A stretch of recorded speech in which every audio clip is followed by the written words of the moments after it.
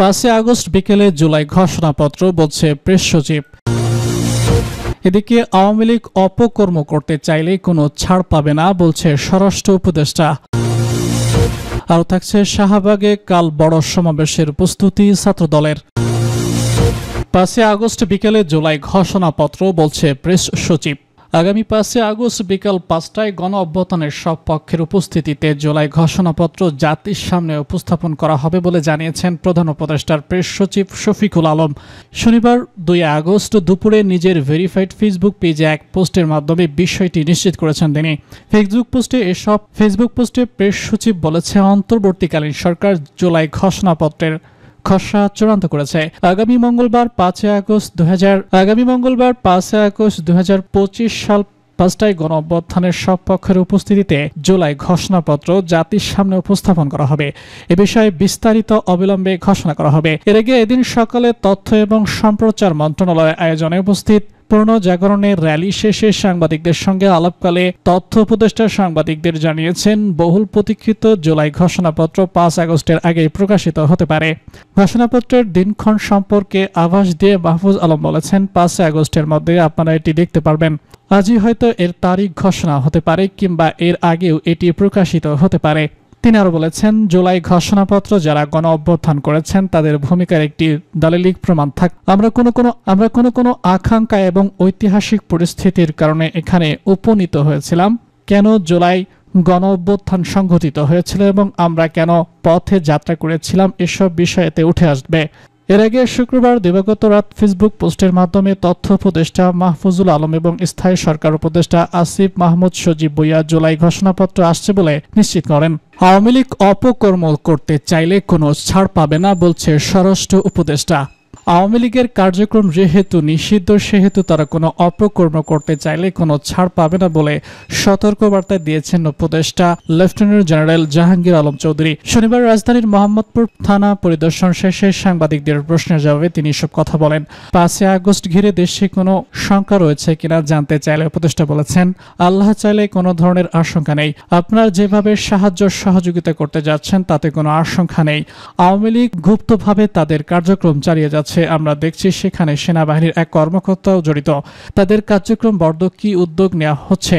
এক সাংবাদিকদের এমন প্রশ্নের জবাবে তিনি বলেছেন, যে বাহিনী সেই জড়িত থাকবে কাউকেই ছাড় দেওয়া হবে না, সবাইকে আইনি আওতায় আসতে হবে। স্বরাষ্ট্র উপদেষ্টা বলেছেন, যেহেতু তাদের কার্যক্রম নিষিদ্ধ করা হয়েছে সেহেতু তারা কোনো অপকর্ম করতে চাইলে কোনোভাবেই ছাড় পাবে না। আওয়ামী লীগের গোপন প্রশিক্ষণের বিষয়ে জানতে চাইলে তিনি বলেন, এটা তদন্তের বিষয়, তদন্ত করলে সব জানানো যাবে। সাংবাদিকদের উদ্দেশ্যে তিনি বলেছেন, আপনারা সত্য ঘটনা প্রকাশ করুন, সত্য প্রকাশ করলে জনগণ উপকৃত হয় এবং দেশের আইনশৃঙ্খলা পরিস্থিতি উন্নতি হয়। উপদেষ্টা বলেছে, মিডিয়া সত্য প্রকাশ করার কারণেই দেশ এগিয়ে যাচ্ছে। আমি সবসময় বলে আসছি, আপনারা সত্য প্রকাশ করছেন বলেই বিদেশি মিডিয়াগুলোর টোন আস্তে আস্তে নিচে নেমে যাচ্ছে। তারা কিন্তু এখন আগের মতো সরব হতে পারছে না। শাহবাগে কাল বড় সমাবেশের প্রস্তুতি ছাত্রদলের। জুলাই আগস্ট গণ অভ্যুত্থানের বর্ষপূর্তিতে জাতীয়তাবাদী ছাত্রদলের ছাত্র সমাবেশ রোববার। এদিন দুপুরে রাজধানীর শাহবাগে এই কর্মসূচি পালন করবে সংগঠনটি। সমাবেশ ঘিরে ব্যাপক প্রস্তুতি নিচ্ছেন নেতাকর্মীরা। গঠন করা হয়েছে প্রায় 90টি সাংগঠনিক টিম। দেশের সব জেলা এবং মহানগরের নেতাকর্মীদের এতে অংশ নেওয়ার কথা রয়েছে। কর্মসূচি বাস্তবায়নে সাংগঠনিক টিমের সঙ্গে দফায় দফায় বৈঠক চলছে। সারা দেশ থেকে নেতাকর্মীদের সমাগম ঘটিয়ে শক্তিমত্তা প্রদর্শনের পরিকল্পনা করছে সংগঠনটি। তবে গণপূর্তি কর্মসূচি থেকে বেরিয়ে এবার ছাত্র সমাবেশ কিছুটা ভিন্ন আঙ্গিকে করতে চান নেতারা। এজন্য সমাবেশে অংশগ্রহণ নিয়ে নেতাকর্মীদের উদ্দেশ্যে বিশেষ নির্দেশনা দিয়েছে ছাত্রদল। কেন্দ্রীয় নেতারা বলছেন, জুলাই আগস্ট গণ অভ্যুত্থানের বর্ষপূর্তিতে এবার ছাত্র সমাবেশ ঘিরে ব্যাপক প্রস্তুতি নেওয়া হয়েছে। সমাবেশ স্থলে কোনো ধরনের ব্যানার, ফেস্টুন এবং প্লে কার্ড থাকবে না। ব্যক্তিগত শোডাউনও নাকচ করা হয়েছে। সমাবেশে প্রধান অতিথি হিসেবে লন্ডন থেকে ভার্চুয়ালি বক্তব্য দেবেন বিএনপির ভারপ্রাপ্ত চেয়ারম্যান তারেক রহমান। জুলাই গণ অভ্যুত্থানের শহীদ পরিবারের সদস্যরা, আহতদেরও এই সমাবেশে অংশ নেওয়ার কথা রয়েছে। ছাত্রদলের কেন্দ্রীয় নেতারা এসব তথ্য জানান। এদিকে ঢাকায় ছাত্র সমাবেশে অংশগ্রহণ নিয়ে নেতাকর্মীদের উদ্দেশ্যে শুক্রবার 6 দফা নির্দেশ দিয়েছে কেন্দ্রীয় ছাত্রদল।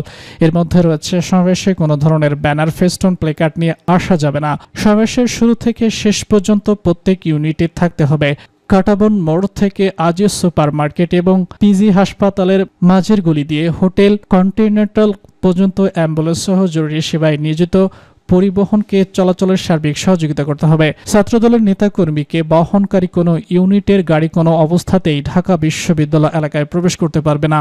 ব্যক্তিগত শোডাউন এবং মিছিল নিয়ে সমাবেশে আসা যাবে না। সমাবেশ শেষে সংশ্লিষ্ট ইউনিটের নির্ধারিত স্থান পরিষ্কার করে যেতে হবে।